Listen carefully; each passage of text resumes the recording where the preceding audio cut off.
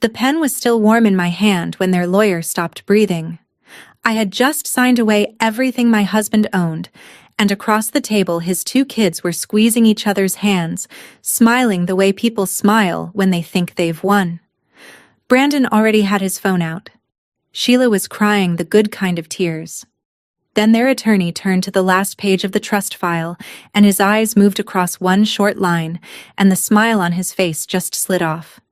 He read it again. He set the paper down like it had burned him. Nobody in that courtroom knew yet what that one sentence was about to do to this family.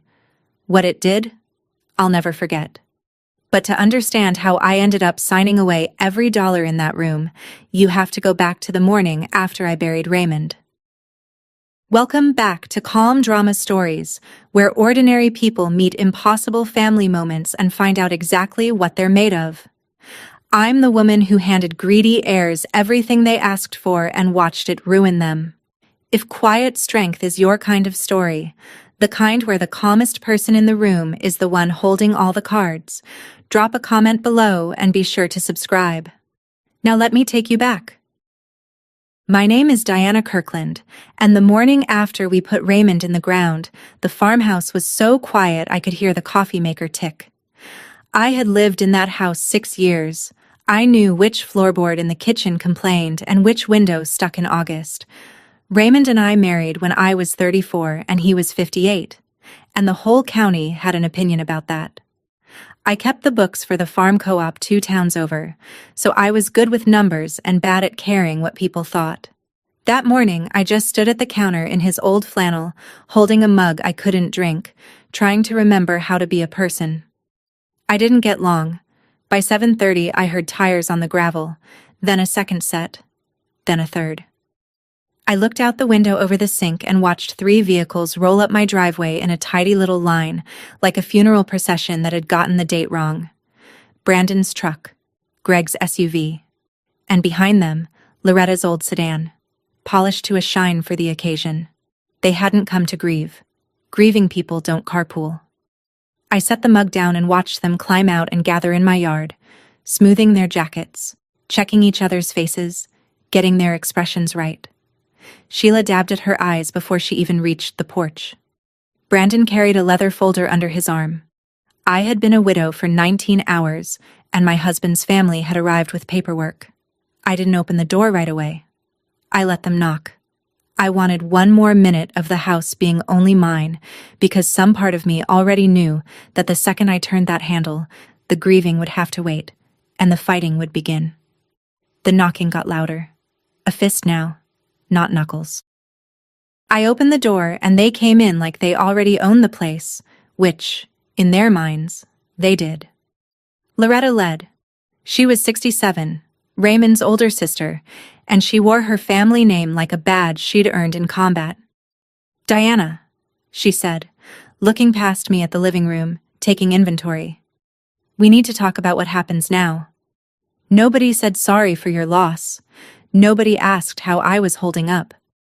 Brandon set his leather folder on the dining table where Raymond and I had eaten 10,000 dinners, and he opened it, and he started talking about assets.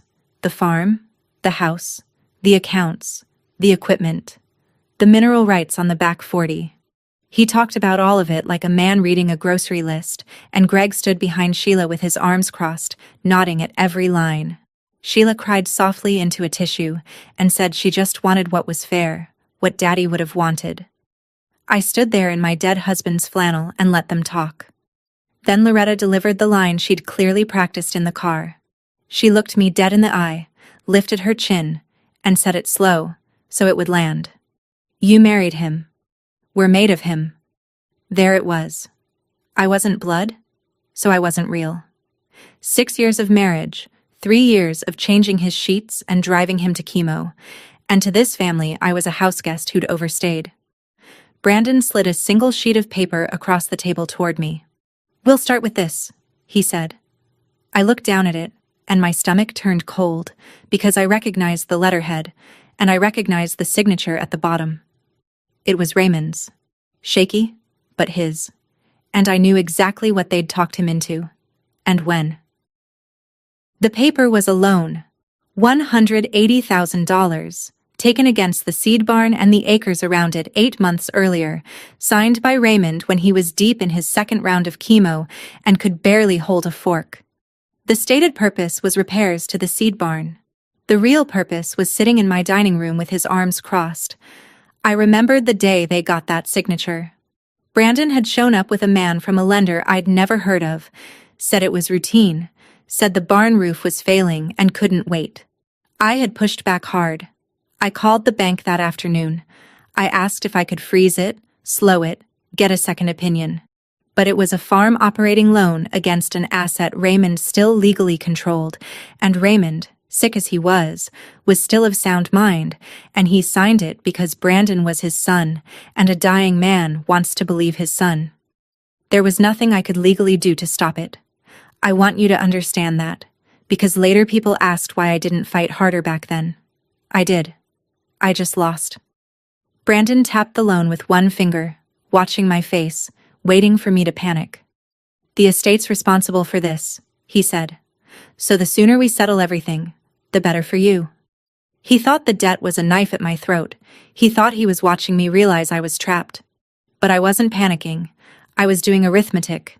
The same arithmetic I'd been doing quietly for 3 years, and the numbers were landing somewhere none of them could see. I folded the loan paper in half and set it down gently.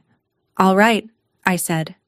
And something in my calm made Loretta's eyes narrow just for a second, like she'd heard a sound she couldn't place. My lawyer arrived an hour after they left.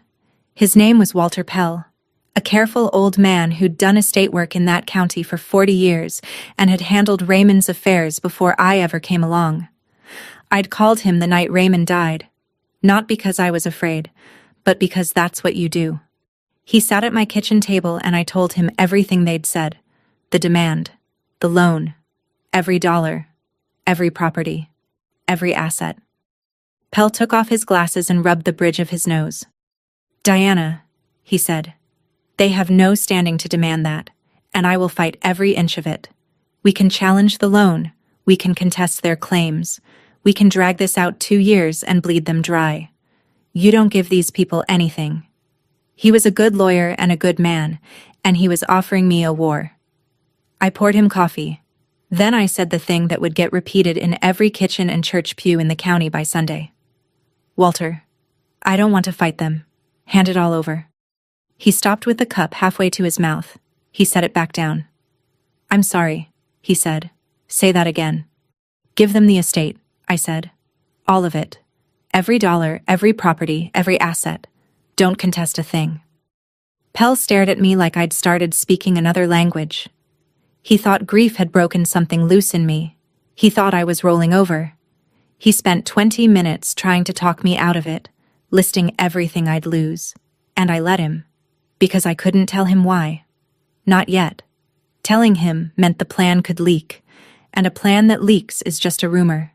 So I let the smartest lawyer in the county leave my house believing I was the dumbest woman in it. Word travels fast in a small county, and bad decisions travel fastest. By the end of that week, everyone knew that Raymond Kirkland's young widow was just going to hand the whole farm to his kids, without a fight. The versions varied. In one, I was too heartbroken to function. In another, I'd never cared about the farm and was glad to be rid of it.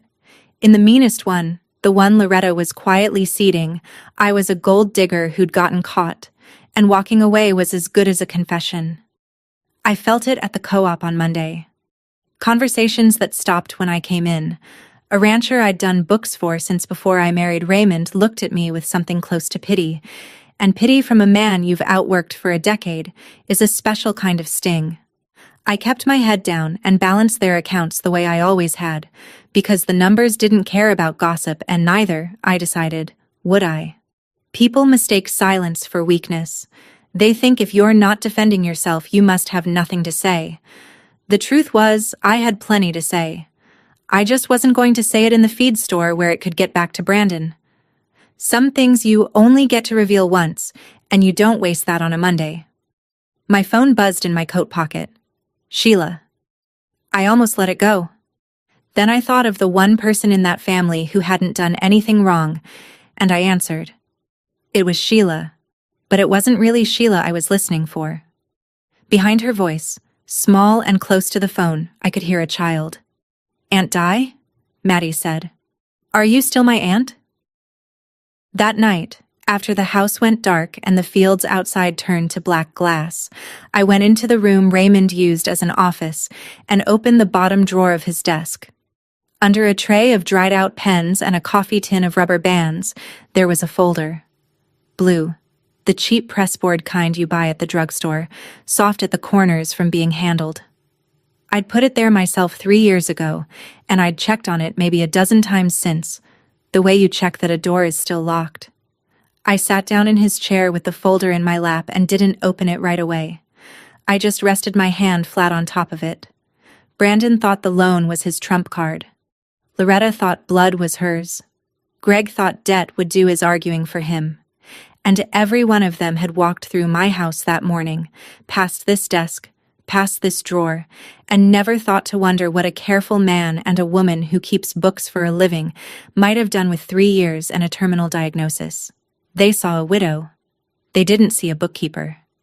People had been making that mistake my whole life, mistaking quiet for empty, and it had never once worked out for them in the long run. 3 years ago, when the doctor first used the word that ends conversations, Raymond and I had done something that nobody in this family bothered to ask about, because asking would have meant treating me like a partner instead of a placeholder. I opened the folder.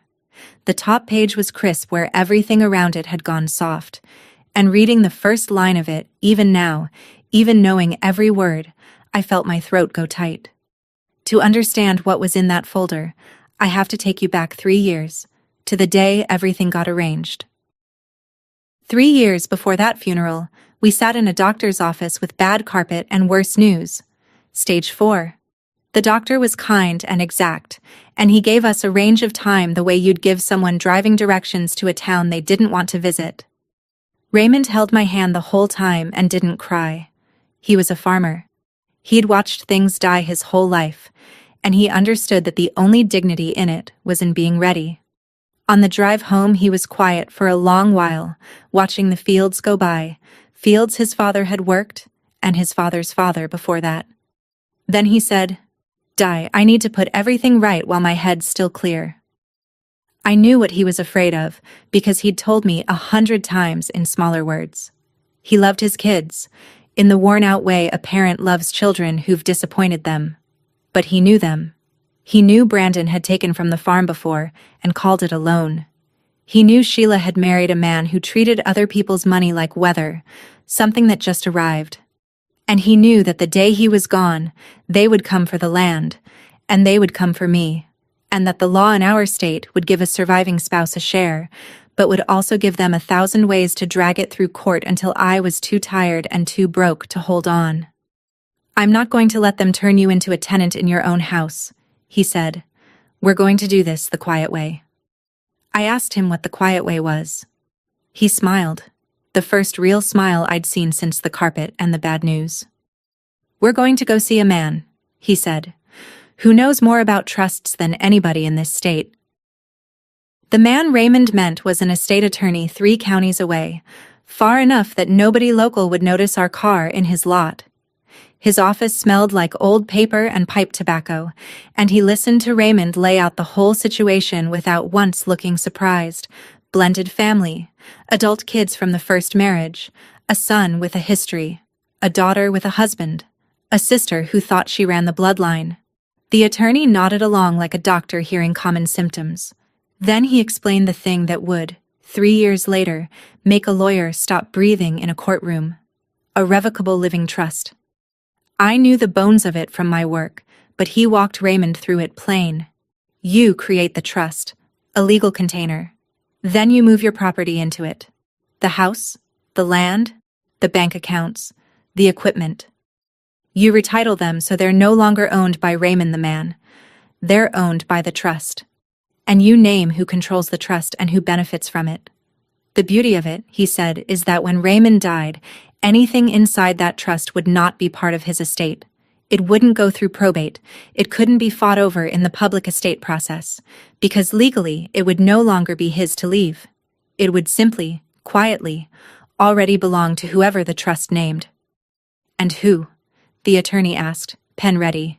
"Do you want to name?" Raymond looked at me. He didn't hesitate, didn't soften it, didn't add conditions to spare anyone's feelings. "My wife," he said, "Diana, trustee and sole beneficiary. Everything that matters goes in, and it goes to her." I started to object, to say we should leave something clear for the kids so it wouldn't look like a snub. Raymond squeezed my hand under the table. "We'll leave them exactly what they've earned," he said. And the attorney smiled like a man who'd heard that sentence before and knew where it led. Here's the part most people don't know, the part that makes the difference between a piece of paper and a fortress. Creating a trust is nothing. People do it and then leave it empty, like building a safe and never putting anything inside, and when they die, their family finds an impressive document protecting a stack of air. Raymond didn't do that. We funded it. Over the next 2 months, quietly, county office by county office, we moved everything in. We signed a new deed, transferring the farm into the Kirkland Family Living Trust and recorded it. We retitled the farmhouse the same way. We walked into the bank where we'd both done business for years and changed the savings and the operating account so the trust owned them. We even retitled the good equipment, the combine and the 2 tractors worth real money. I kept the records of every transfer in that blue folder, deed copies, account confirmations, dates, stamps. By the time we were done, Raymond Kirkland personally owned almost nothing. The trust owned it all, and the trust answered to me.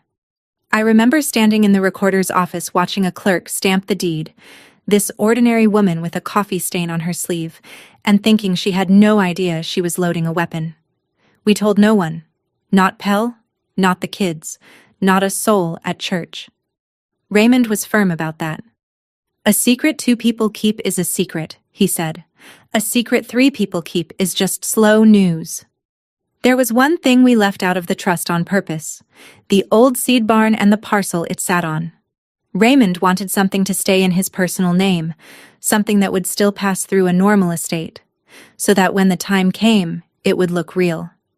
It seemed like a small thing, a leftover.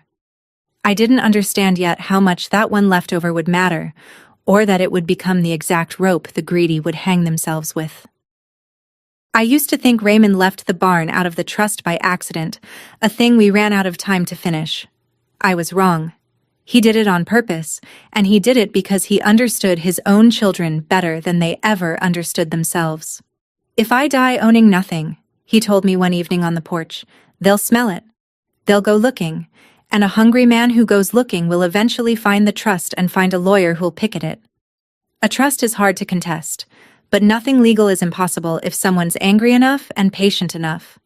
So Raymond built them a meal.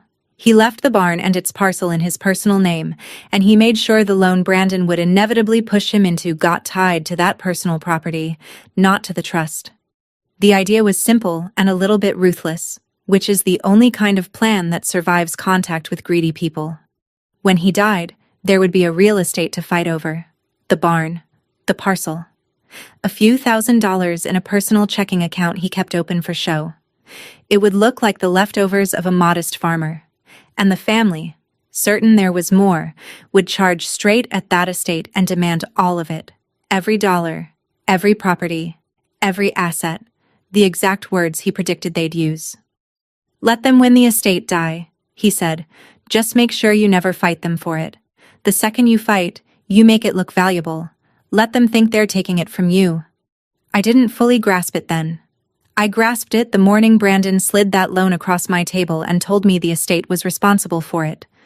Because that was the moment I realized the trap had a second jaw, and they were the ones standing inside it. Back in the present, in the weeks after the funeral, the family stopped pretending to grieve and started building a case. Brandon hired a lawyer named Curtis Dass, a man with a billboard on the county road and a reputation for making people settle just to escape him. Within 10 days, I had a letter from Dass demanding a full inventory and accounting of Raymond's entire estate, with a deadline and the kind of language meant to make a widow's hands shake. I read it twice at my kitchen table, then I made a note of the deadline and went back to my dinner. They were demanding an inventory of the estate, I was happy to give them one. The estate, as far as the law was concerned, was a barn, a weedy parcel, a small checking account, and a $180,000 loan. Everything else, the part they actually wanted, wasn't in the estate at all. But Doss didn't know that, and Brandon didn't know that, and so they kept sharpening a knife to cut a steak that wasn't on the plate. My phone lit up while I was reading the letter again. A photo this time, sent from Sheila's number. Maddie, 9 years old, gap-toothed, holding up a drawing she'd made of a farmhouse with 2 stick figures out front, a tall one and a shorter one, labeled in careful crayon. Me and Aunt Di. Under it, Sheila had typed, "She asks about you every day." I sat with that for a long minute. Whatever I felt about Sheila, whatever I knew about Greg, that child had drawn me a house and called me family with no agenda in the world but love. I set the lawyer's threatening letter and the little girl's crayon farmhouse side by side on my table. One of them was going to matter a great deal before this was over. It wasn't the one with the letterhead. Sheila and Greg came to the farm a few days later, alone this time. No Brandon, no Loretta. Sheila said they wanted to talk private, family to family, and I let them in because of the crayon farmhouse and against my better judgment. Sheila did the talking at first, soft and teary, about how hard things had been, how she'd lost her dad, how she just wanted everyone to be okay. But Greg couldn't help himself. Greg never could. Inside 10 minutes, he was leaning forward on my couch, doing the thing that came naturally to him, which was treating a grieving conversation like a negotiation. He started floating numbers. What if I took a small settlement and signed off quick? What if we avoided the lawyers eating everything? And in his impatience, he let a number slip that told me the whole story. He mentioned, almost to himself, that they needed $110,000 by spring or they'd lose the house. There it was. The store Greg ran had gone under, quietly, the way those things do, and they were drowning. To them, Raymond's estate wasn't grief or justice or family. It was a life raft. I looked at Sheila while Greg talked, and for just a second her composure cracked, and I saw it. The fear underneath. The woman who lay awake doing the same arithmetic I did but getting terrifying answers. She wasn't cruel like her brother. She was scared. And she'd hitched herself to a man who'd spent her father's grave for a down payment. I almost felt sorry for her. Almost. Then Greg said, "So you understand why we can't just let you keep stalling," and put his hand on Sheila's knee like she was a prop in his pitch, and whatever softness I'd felt cooled into something steadier. I understood them now. Understanding is not the same as forgiving, and it is a long way from surrender. If Greg worked in numbers, Loretta worked in reputation, and reputation was the currency she'd hoarded her whole life. She had spent 67 years being a Kirkland in a county that remembered who your grandfather was, and she spent it freely now, against me. She made calls. She mentioned things at church. She had coffee with the women who organized every funeral lunch and bake sale within 20 miles. And she let it be known, sorrowfully, that poor Raymond's widow was being difficult, that blood was being pushed aside, that it just wasn't right what was happening to those kids. She never said a false thing outright. She was too smart for that. She just arranged true-sounding pieces into a false shape and let other mouths carry it. Within 2 weeks, I could feel the temperature of the whole town drop a degree every time I walked into it. And then she said her line again, the one she'd practiced in my driveway. Except now she was saying it to anyone who'd listen. She married him. They're made of him. It traveled. People repeated it like scripture, like it settled something. I heard it secondhand from the woman at the pharmacy, who had the decency to look embarrassed while she said it. Just like that, she reduced my marriage to a transaction, and Raymond's children to his rightful heirs and me to an outsider with my hand in the till. I didn't answer it. Not yet. You don't swing at a punch that's designed to make you swing. But I wrote it down. That night. In the blue folder. On a fresh sheet. The exact words and who was spreading them and where.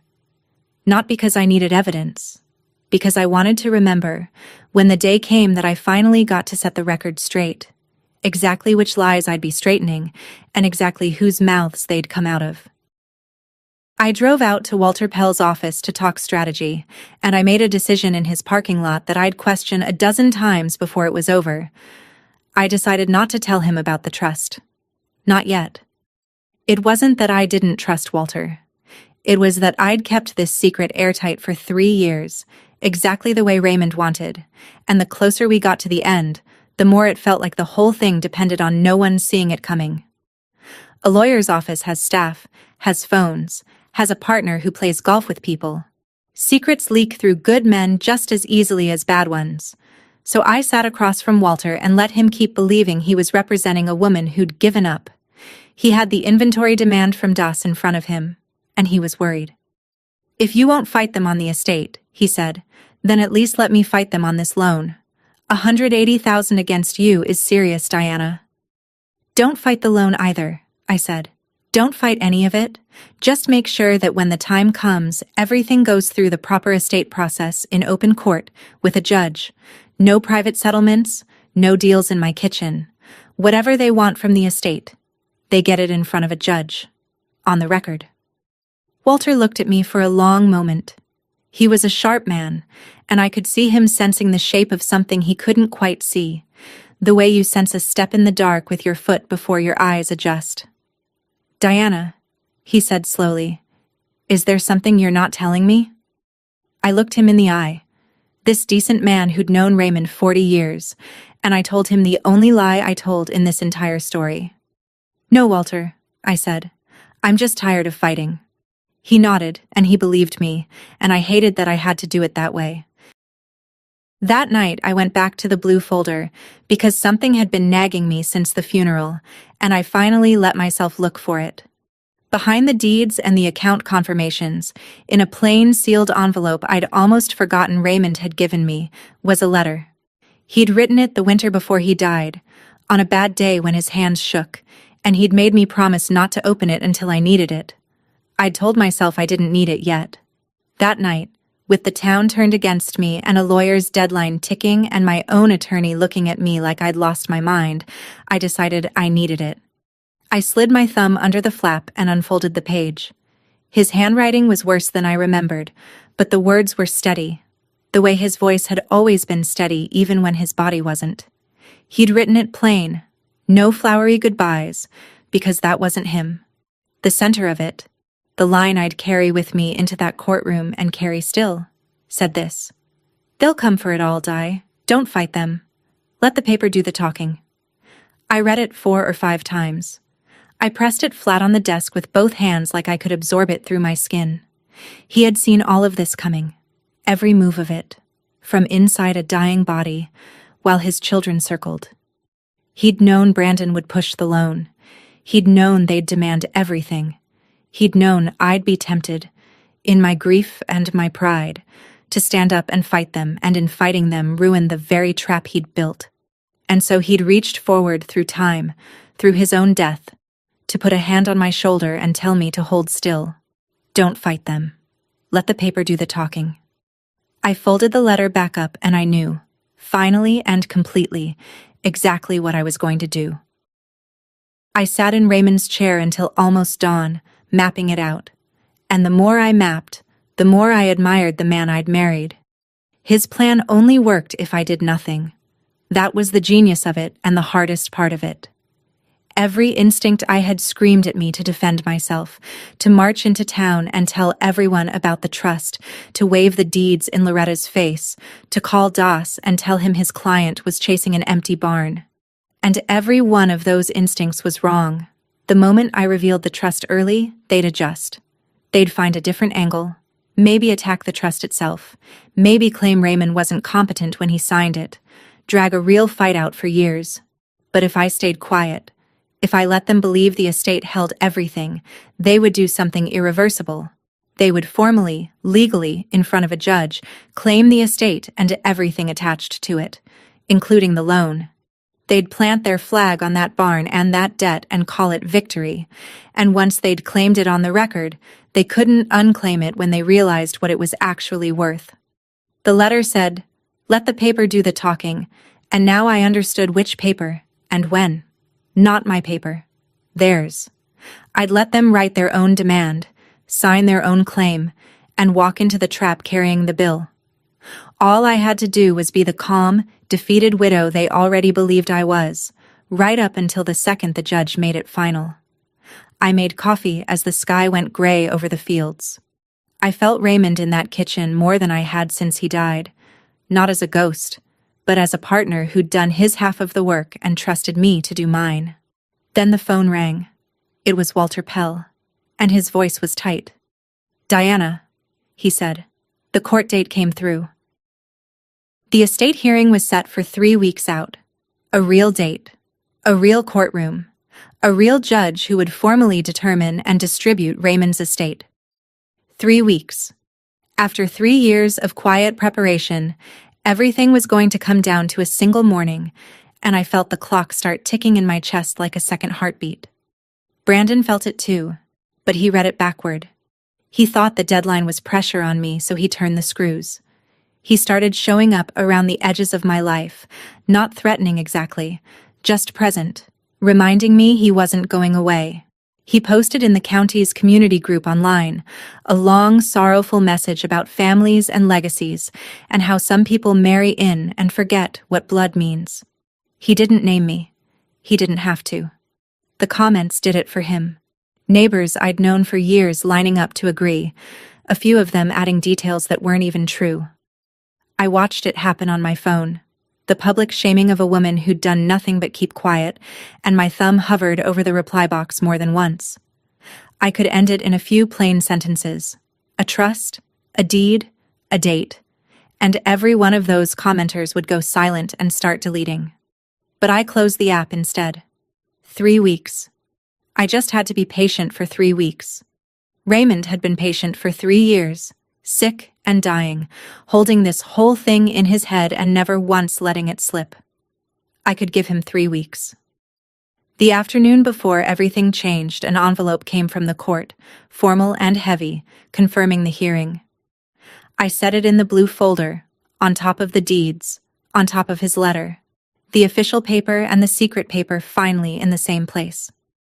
21 days, and the family would walk into that courtroom to take everything, and for the first time I let myself feel something other than grief. I let myself feel ready. Let me stop here and tell you plainly where things stood, because this is the moment the whole story turned, and I don't want you to miss it. By that point, 3 weeks from the hearing, here is what I knew and what they didn't.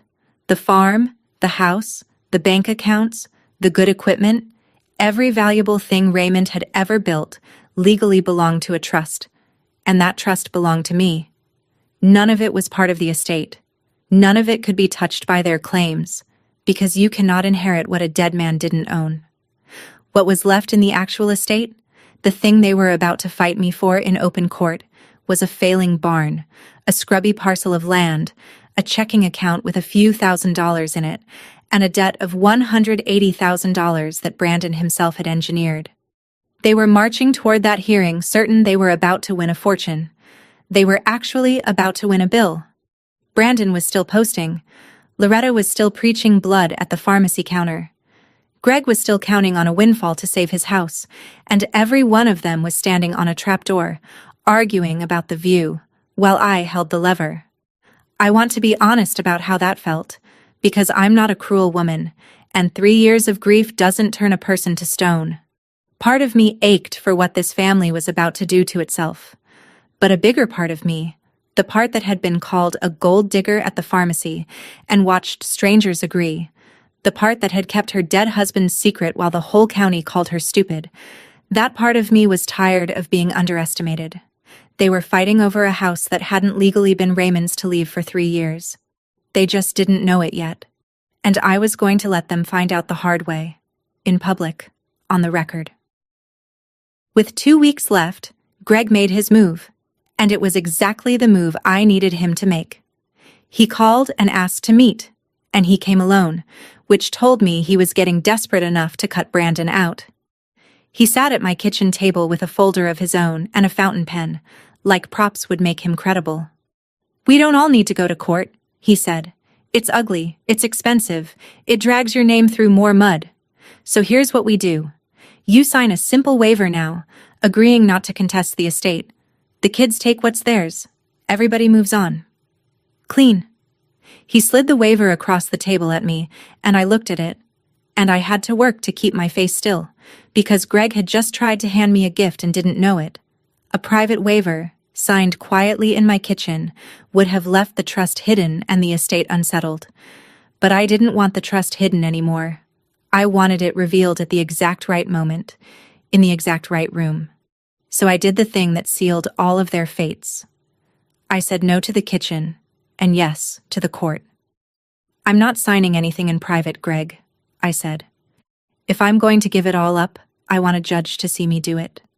I want it clean and final and on the record, so nobody can ever come back later and say I was confused or pressured." Greg's face lit up. He heard a beaten woman who just wanted it over with dignity. He practically thanked me. He gathered his unsigned waiver and his showy pen and went off to tell Brandon the good news, that the widow had folded, that she'd sign away everything in open court without a fight. He didn't notice that I'd just chosen the venue. I'd picked the room where the paper would finally talk. What I didn't plan, what I couldn't have planned, was that the first person to sense the truth wouldn't be family at all. It would be their own lawyer. About a week before the hearing, Das had to do what lawyers do before they walk into court, which is actually read the file. He pulled the public records on Raymond's property, the way any competent attorney would, to confirm what his clients were about to claim. And somewhere in a county records office, Curtis Das frowned. I know he frowned because his paralegal mentioned it later, in the offhand way small towns leak everything eventually. He'd pulled the deed on the farm, expecting to see Raymond Kirkland's name, and instead, he'd seen a name that didn't belong. Kirkland Family Living Trust. He pulled the deed on the house. The same name. He checked the dates. 3 years old. A careful lawyer feels his stomach drop in that moment, because he understands instantly what it means, even if his clients never will. But here's the thing about a lawyer like Das, the billboard kind, the kind who gets paid to make widows fold. He'd already told Brandon this was a slam dunk. He'd already collected a retainer built on certainty, and his clients were loud, confident men who didn't like hearing the word problem. So Das did the thing that would help me most. He told himself it was probably nothing, a technicality, something he'd sort out in the room. He underestimated it, the same way they all underestimated everything, because looking at it straight would have meant admitting the case was already lost. He filed the trust document into the court record as part of the asset disclosure, almost as an afterthought, a box to check. He had no idea he'd just hand-delivered the murder weapon to the courtroom himself, and that in 8 days, he'd be the one made to read it out loud. The week before the hearing, Sheila came to the farm one last time, and this visit was different from all the others. She came without Greg. She came without a folder or a pen or an agenda. She came with Maddie, and she stood on my porch looking 10 years older than she had at the funeral. "I couldn't get a sitter," she said, which was a lie, and we both knew it. She'd brought the child because the child was the one true thing left between us, and she knew it. Maddie ran straight to me and wrapped herself around my legs like no time had passed, and I put my hand on her hair, and over the top of her head Sheila and I looked at each other. "Di," she said quietly. "Is there anything I should know? Before all this?" For one moment I almost told her. I almost said, "Sheila, walk away. Take your daughter and your husband and walk away from that courtroom, because you're about to lose what little you have left." But I thought about Greg, and how anything I told Sheila would be in Greg's ear within the hour, and how Greg would find a way to turn even a warning into a weapon. So I knelt down to Maddie's level instead, and admired her drawing and asked about second grade. And I let Sheila stand there with her question unanswered. Before they left, Maddie pressed her crayon farmhouse into my hand, the one with the 2 stick figures. "So you don't forget me," she said. I told her I could never. After their car disappeared down the gravel, I stood on the porch holding that drawing for a long time. Whatever happened to the adults in that courtroom, whatever they had earned, this child had earned none of it. I made a decision standing there in the cold, a quiet one, that I told no one. Whatever I won, Maddie was getting a door out. A fair one, not a cold one. The night before the hearing, I sat at the kitchen table and built the file I'd carry into court. And I built it the way I balanced the co-op's books. Clean enough that anyone could follow it and honest enough that no one could break it. The notarized trust document, signed and dated 3 years prior, every page initialed in Raymond's hand on a day 3 doctors would confirm he was lucid. The recorded deeds, stamped by the county, showing the farm and the house transferred into the trust. The bank's confirmation letters retitling the accounts. A simple 1-page summary I'd typed myself, listing what the trust held and when it had been funded, the kind of clear math a judge could read in 30 seconds, and separately, in its own folder, the documentation on the estate, the actual estate, the barn, the parcel, the small account, and the $180,000 loan, with Brandon's fingerprints all over how it came to be. I wasn't bringing a weapon to ambush anyone. That's important to me, that you understand the difference. I wasn't going to stand up and accuse. I was going to stay quiet, exactly as Raymond said, and simply let the documents already sitting in the court record speak when the judge asked them to. The truth doesn't need to shout. It just needs to be in the room and given the chance to be read. I closed the blue folder and set it by the door with my coat, the way you set out your things the night before something that matters. Then I did one more thing. I took Maddie's crayon drawing and tucked it into the folder too, between the deeds, where I'd see it. Not as evidence, as a reminder of who I was doing this for and who I wasn't. I slept better that night than I had since Raymond died. In the morning, I put on my good coat, and I drove to the courthouse to give my husband's family everything they'd asked for.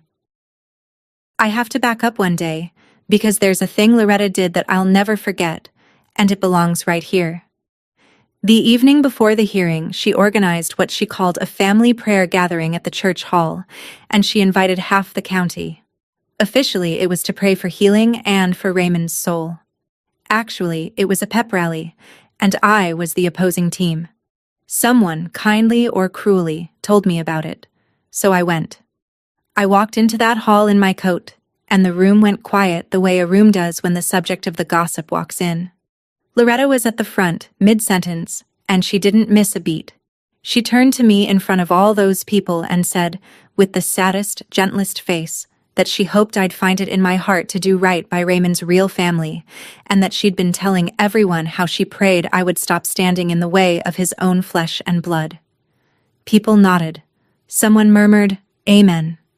She'd built herself a stage and a chorus, and she expected me to either crumble or explode, because either one would prove her point. I did neither. I stood in the back of that hall and let the silence stretch until it was uncomfortable for everyone but me. Then I said the only thing I'd say in public before the hearing, and I said it quietly enough that they had to lean in to hear it. I don't argue with people who never read the paperwork. And I turned and walked out. I heard the murmur start up behind me, confused now instead of certain. Let them wonder. Loretta had spent her whole reputation arranging true-sounding pieces into a false shape. In about 18 hours, a judge was going to read out the one true piece that made the whole shape collapse, and every person in that hall was going to remember that I'd warned them. That same week, Brandon ran into the first wall he couldn't talk his way through, though he completely misread what it was. He drove to the bank, the one Raymond and I had used for years, and he tried to throw his weight around about the farm's operating account. He was the son, he said. The estate was as good as his. He wanted access, statements, a look at the balance. And the bank told him, politely and immovably, that they couldn't discuss those accounts with him, because those accounts weren't part of any estate. Brandon heard that and his face went red, the paralegal's cousin who worked there said later. But Brandon didn't hear the truth in it. He heard theft. He stormed out convinced that I had somehow, recently, in my grief and cunning, moved money around to hide it from him. He called me that night, furious, accusing me of draining accounts, threatening to add it to the case, to tell the judge I was concealing assets. I let him rage into the phone. When he finally stopped to breathe, I said evenly, "Brandon, I haven't touched a thing since your father died. I haven't moved a single dollar. You're welcome to tell the judge that I haven't. In fact, I hope you do." That confused him. He'd expected denial or panic, and instead I was inviting him to investigate. He didn't know what to do with a target that wanted to be shot at. He muttered something about how I'd be sorry and hung up. He spent the next few days, I later learned, building a whole secondary accusation that I was hiding money, sharpening it to use in court.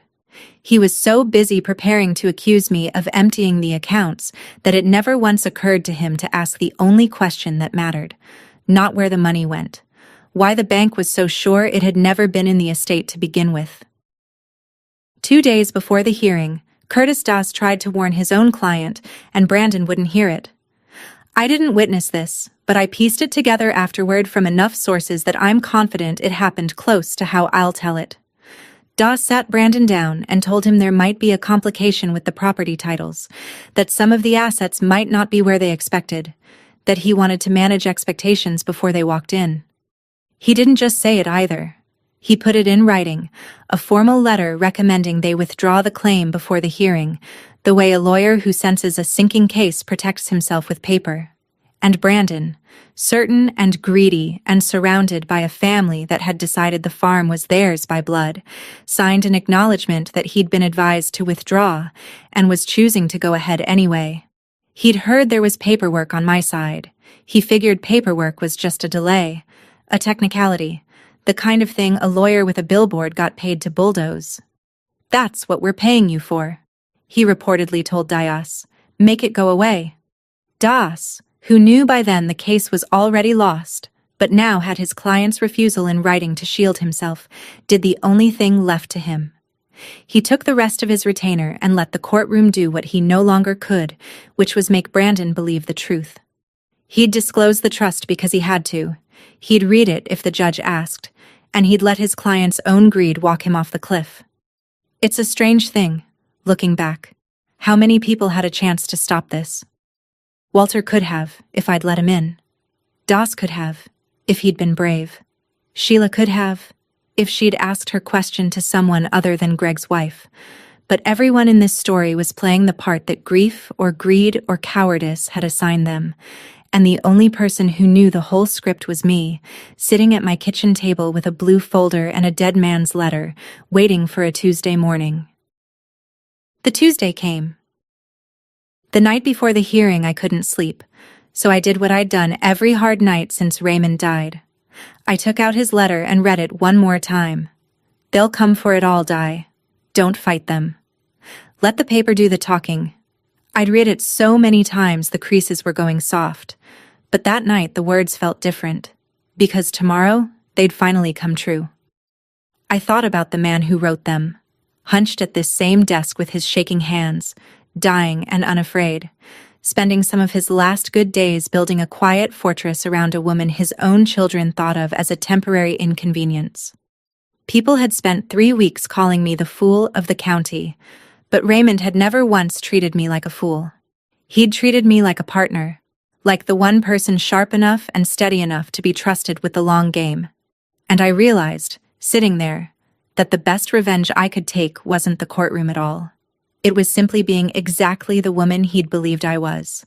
Calm, patient, unbroken. I thought about Maddie's drawing too, tucked in the folder, and I made my final decision about her. Whatever the estate cost the adults, that child would have a way forward that came from me, freely, with no strings and no cruelty. Because winning isn't the same as scorching the earth, and a woman who burns a child to punish the parents has lost something worse than money. I put the letter away. I laid out my good coat. I set the blue folder by the door. And just before I turned off the light, I said goodnight to Raymond out loud, the way I still did sometimes, and I told him the paper was ready to talk, and that I'd let it. Then I slept, deep and dreamless, and woke before the alarm to a gray morning that smelled like the start of something ending. The courtroom was fuller than an estate hearing has any right to be, and that was Loretta's doing. She'd turned a dry legal proceeding into a public event, and the benches were packed with the same faces from the prayer hall, neighbors and churchwomen, and a few people who just liked watching a fall. They'd come to see the gold-digging widow get what was coming to her. The family sat together on the right side, a united front. Brandon in a suit that didn't fit, leaning back like he already owned the room. Greg beside him doing math behind his eyes. Sheila pale and small, Maddie thankfully left with a sitter this time. Loretta in the front row in her funeral best, chin up, holding court even in silence. Curtis Dace sat at their table with his files squared in front of him, and I noticed he wasn't leaning back. He was the only one on that side of the room who looked like a man waiting for a storm. I sat on the left with Walter Pell, who still believed he was about to watch his client surrender everything she owned. He'd argued with me one last time in the hallway. I'd thanked him and told him to trust me. He'd sighed the sigh of a good lawyer being asked to do a bad thing. I had the blue folder closed on the table in front of me, my hands folded on top of it, calm as a Sunday. Across the aisle, Brandon caught my eye and smiled, a small, cruel, victorious smile, the smile of a man who's already spent the money. I didn't smile back. I didn't glare. I just held his gaze for a second, then looked down at my folded hands. Let him think it was defeat. The bailiff called us to order. The judge came in, a no-nonsense woman in her 60s with reading glasses and 40 years of watching families tear themselves apart over money. She opened the file, and it began. The judge ran it by the book, and the book was on the family's side, or so everyone in that room believed. She confirmed the proceeding was to determine and distribute the estate of Raymond Kirkland, deceased. She asked the petitioners to state their claim. Das stood, and to his credit his voice didn't shake, though I watched his hand rest flat on the trust document in his stack like a man steadying himself. He stated that Raymond Kirkland's children, Brandon and Sheila, as his direct heirs, were claiming the entirety of the estate. Every asset, every property, every account. He said the exact words from my kitchen, every dollar, every property, every asset. And beside him, Brandon nodded along, and Loretta's chin lifted another inch. Then the judge turned to me. And the surviving spouse, she said, looking over her glasses.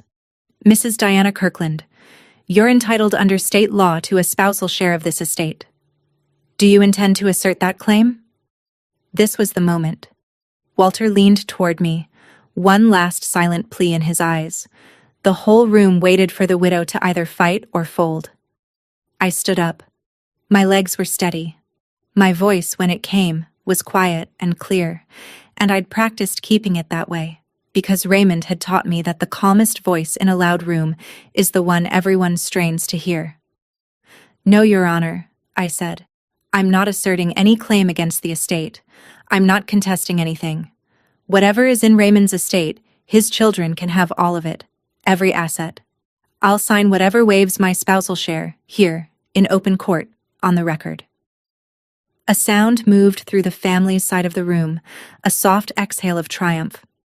Brandon actually clapped Greg on the shoulder. Sheila's hand went to her mouth. Loretta closed her eyes like a woman whose prayers had been answered. The judge raised an eyebrow, surprised, because surrendering widows are rarer than greedy heirs. You understand, Mrs. Kirkland, that this is final? You're waiving your legal right to a share of your late husband's estate? I understand completely, I said.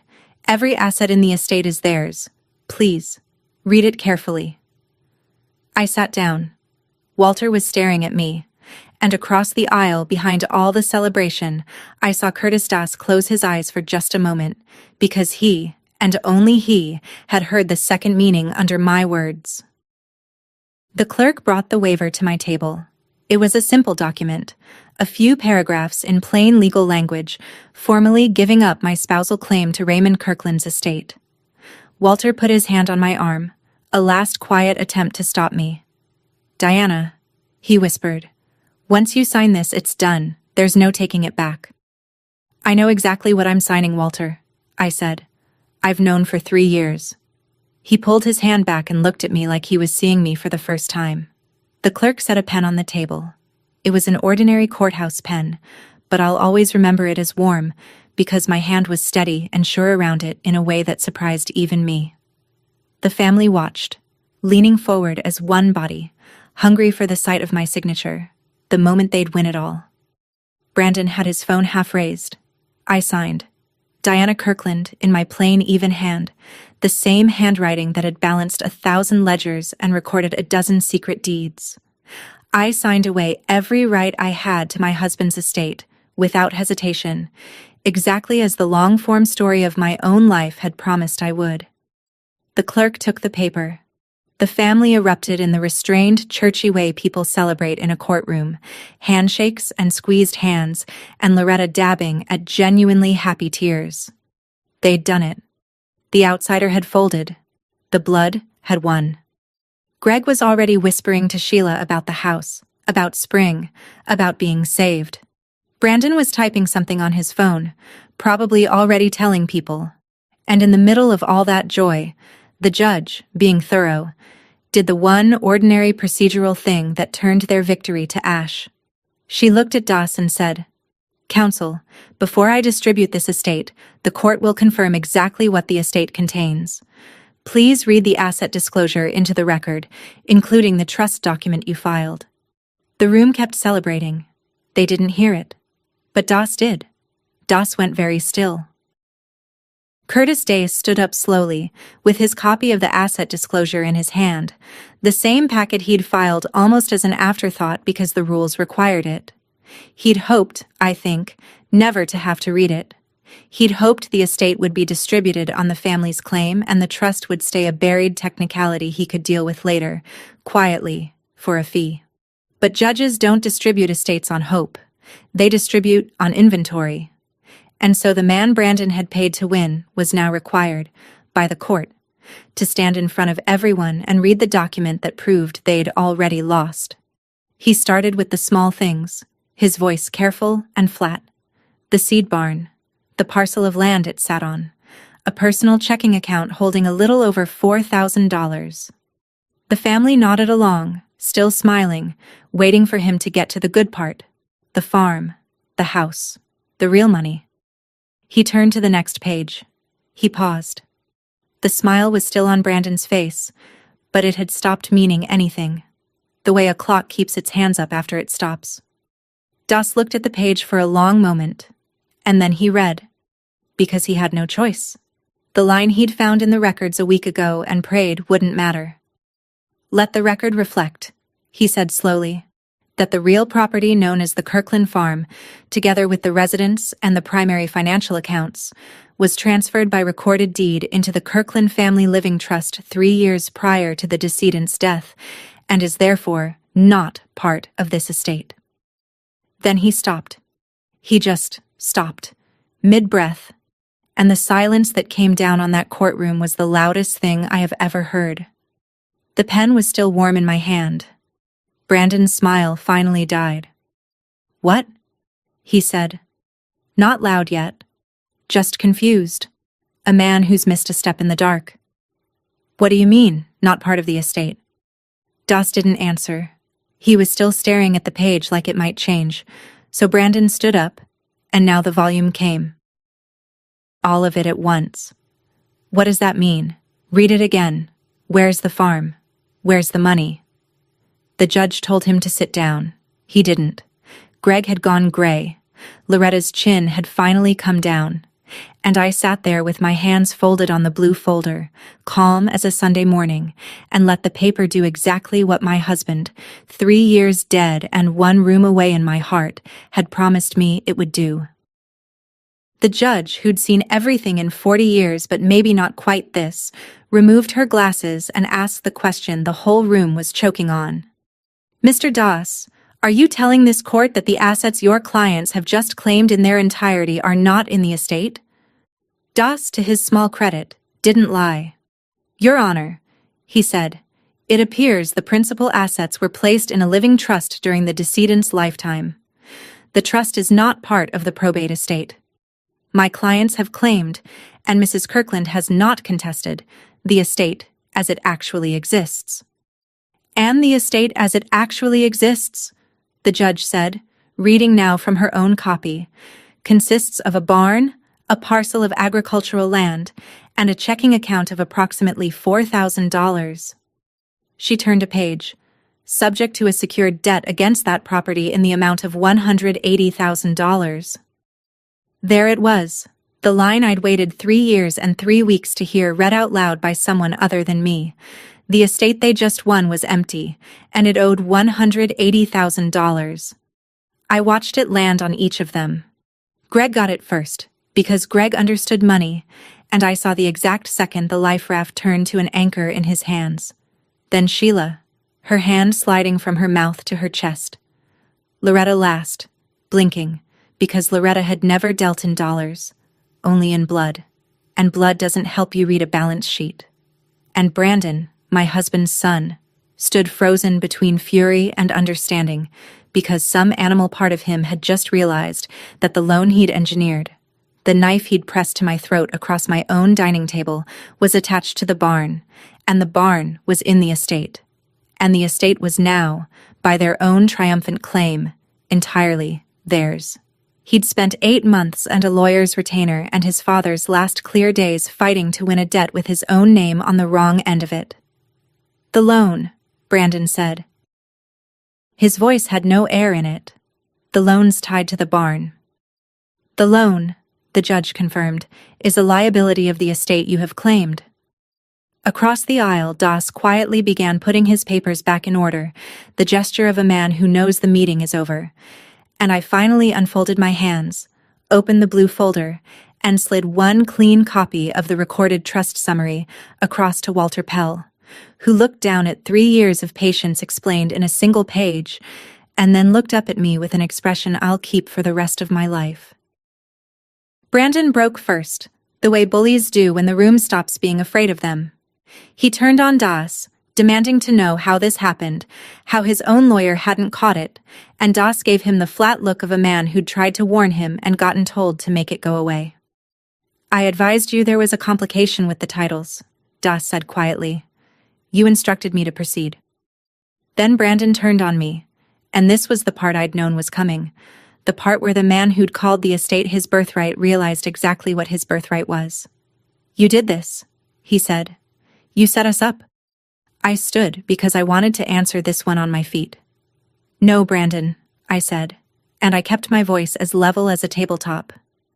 "Your father did this 3 years ago, while you were too busy circling him to ask what he was thinking. I didn't set anything up. I just declined to save you from a debt you created. You wanted the estate. You demanded the estate. Every dollar, every property, every asset. The court gave you exactly what you asked for. It was all true, and the truth in front of 40 witnesses is a heavier thing than any insult. The loan that was supposed to trap me was now legally his and his sister's, secured against a failing barn worth a fraction of it. He'd manufactured a weapon, and then walked directly onto it. Raymond had told me once that greedy men don't need to be pushed off a cliff. You just have to stop standing between them and the edge. Brandon stood there in his ill-fitting suit, in the courtroom he'd thought he owned, in front of the whole county Loretta had invited to watch his triumph, and he had no move left, no lawyer willing to fight, no fortune to seize, nothing but a smile he couldn't get back, and an inheritance that had cost him far more than it would ever be worth. Greg didn't even wait until we were out of the courtroom. The mask came off right there at the table, in front of his wife and his in-laws and 40 neighbors, because Greg had bet everything on this money and lost, and men like Greg always need someone else to hold the loss. He turned on Sheila in a furious whisper that carried farther than he meant it to. This was her family. Her father. She'd promised him there was money, that the farm alone was worth a fortune, that they'd be saved by spring. Now they had a share of a worthless barn with a debt lashed to it that no sane buyer would ever assume, and his store was still gone, and his house was still going. I watched Sheila's face as her husband stripped the last illusion away in public, and I saw her understand, Finally and completely, what she'd married and what she'd let him talk her into doing to her father's widow. She'd come into this believing she was fighting for what was fair. She left it knowing she'd been Greg's instrument the whole time, that he'd loved the inheritance and used her to reach it. She didn't fight back. She just sat there absorbing it, smaller and smaller, while the man she'd defended turned his ruin into her fault. I didn't enjoy it. I want to be honest about that, because I think a lesser story would have me savoring it, and I didn't. Watching a marriage gut itself in public is not a victory anyone with a heart celebrates. But I didn't look away either. They had come for everything I had. They had called me a gold digger in front of my whole town. The least I owed myself was to witness, clear-eyed and unflinching, the natural consequences of what they'd chosen. Greg gathered his coat and walked out without his wife. Sheila stayed in her seat, alone now, and after a moment she turned and looked at me, and her eyes asked the question her mouth couldn't. Loretta was the one I'd waited for, I'll admit it. Not because she'd done the most damage, but because she'd done the loudest. She'd spent 3 weeks turning a county against me with one cruel, practiced phrase, and she'd packed this courtroom with an audience expecting to watch me lose. So when she rose from the front row, trembling with a fury that had nowhere to go, and demanded of the judge how this could be allowed, how Raymond's own blood could be left with nothing, I finally answered the line she'd been saying about me all over town. I stood and I faced her, and I said it gently, because gentle cuts deeper when the room is already this quiet. You told everyone I married him, that they were made of him, that blood was all that mattered. I let it sit. Raymond made his choice in writing, Loretta. Signed, notarized, recorded at the county 3 years ago, in front of witnesses, while he was well. The blood you're so proud of had every chance to ask him what he wanted. You were all too busy deciding what you were owed. The whole hall was watching the woman who'd organized the prayer rally stand there with her certainty in pieces. Her shape, the false one she'd built out of true-sounding parts, had finally met one true thing it couldn't survive, a recorded deed and a dead man's clear intent.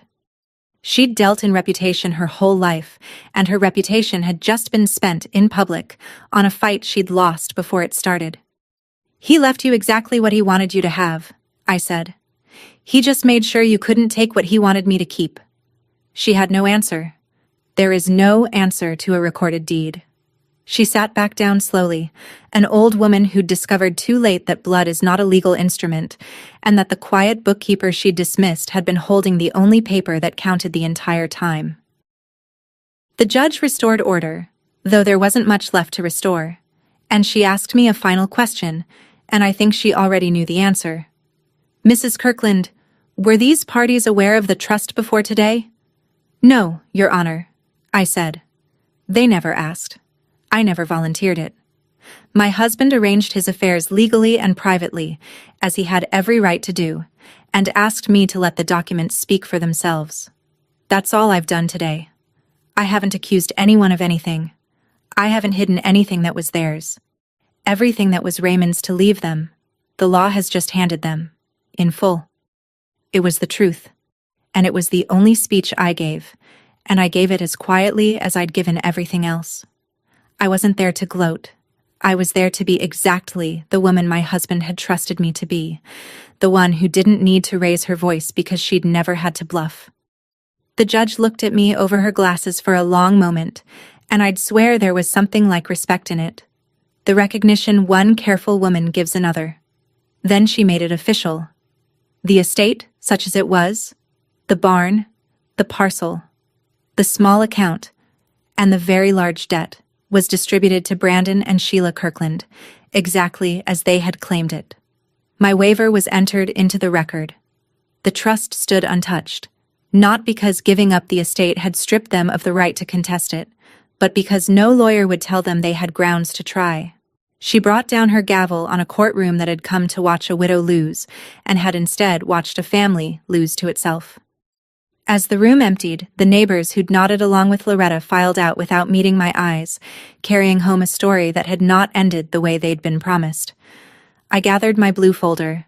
Maddie's crayon farmhouse was still tucked inside it, and seeing it there reminded me there was one more thing I had to do, and it was the only part of that day I'd actually been looking forward to. The aftermath was quieter than you'd think, the way real life usually is after the one loud day. Brandon and Sheila tried, briefly, to challenge the trust. They went looking for an angle, undue influence. Some claim that Raymond hadn't been in his right mind when he signed, but two different lawyers told them the same thing.